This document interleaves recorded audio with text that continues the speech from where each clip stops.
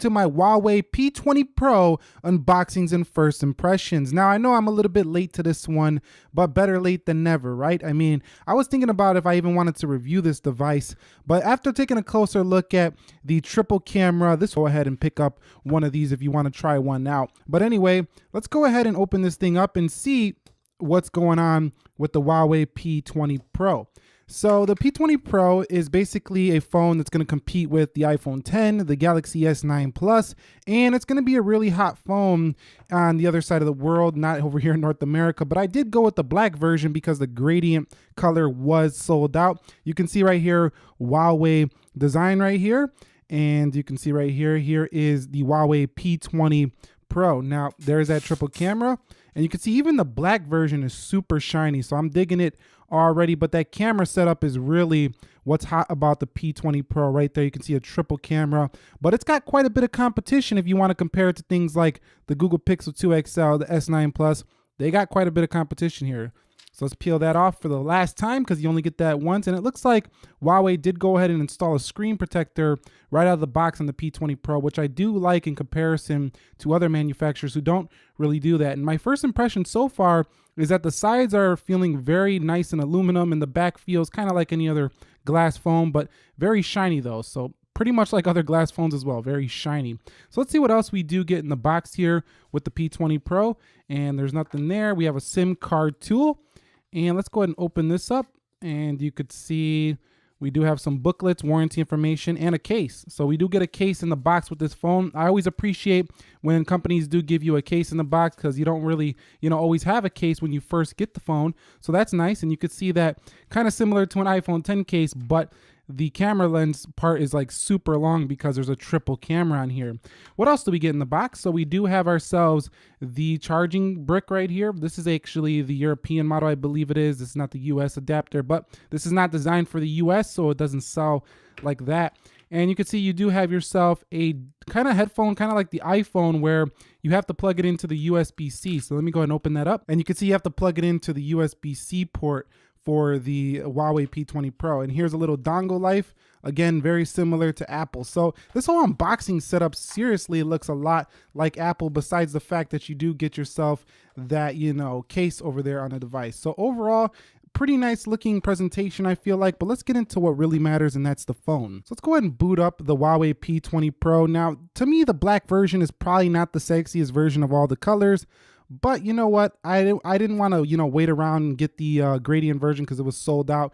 And also, this one was actually $100 cheaper than the gradient version. So like the purple blue color. So that's fine. So it says Huawei right here. And you can see that little AI boot up look. It does have EMUI, and it should have Android 8.0 Oreo out of the box. So I'm going to go ahead and set this thing up, and I'll be back when I am done. You can see this is my second notch phone alongside of the iPhone X. But that notch you can see is much smaller than that notch on the iPhone X. Okay guys, so we are now in the device of the P20 Pro, and this thing actually does run Android 8.1 Oreo. I thought it was 8.0, but it runs Android 8.1.0. Now you also get 8.1 EMUI on here as well, so keep that in mind. It is the latest version of that. You do have a fingerprint scanner at the bottom of this device, but it's just out of the way and it's just small enough to not really ruin the device. Now on the side, you can see that we do have ourselves a power button with a little slit inside of it that looks orange. So it kind of makes the device, have a little bit of its own aesthetic, its own unique look. Aluminum sides here on the device. You also have yourself a volume rocker switch right here. On the back is where things really get interesting, and that's that triple camera setup. So we have an 8 megapixel sensor, 40 megapixel sensor, which is like the biggest sensor since the Nokia days, and you have yourself a 20 megapixel black and white sensor. On the front camera, that is up there next to that little earpiece, you do have yourself a 24 megapixel camera, and that thing only does 720p on the front. So this is not going to be the best phone for vlogging if you want to vlog from the front-facing camera.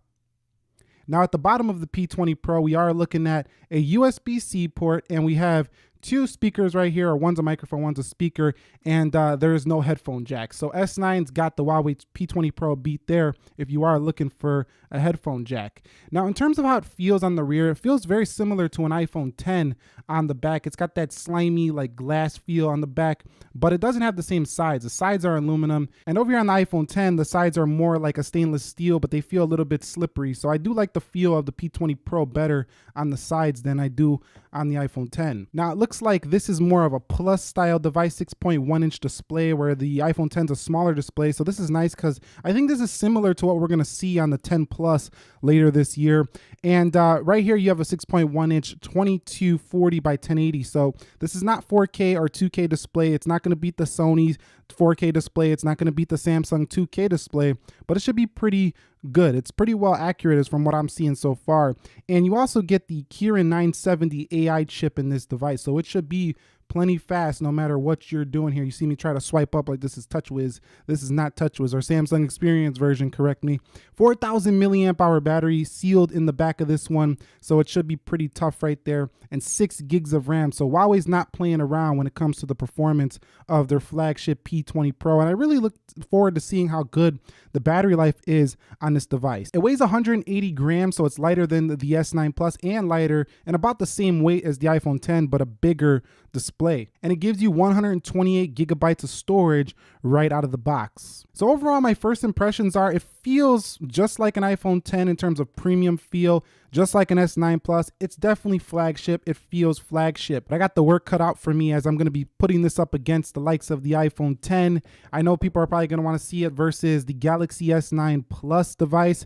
And for that camera, yes, the Panda has got some competition these days. So let me know what you would like to see on this device. You know, if you want to see some comparisons, speed tests, camera reviews, battery tests, let me know what you specifically want to see on these devices, because I do take your feedback seriously for the P20 Pro. And what do you think of it? Do you like the P20 Pro? Are you getting one? Do you already have one? Let us know down below in the comment section. And that's pretty much it. If you haven't subscribed, you might want to be subscribed to see many more contents coming soon, and have notifications turned on so you don't miss one when it does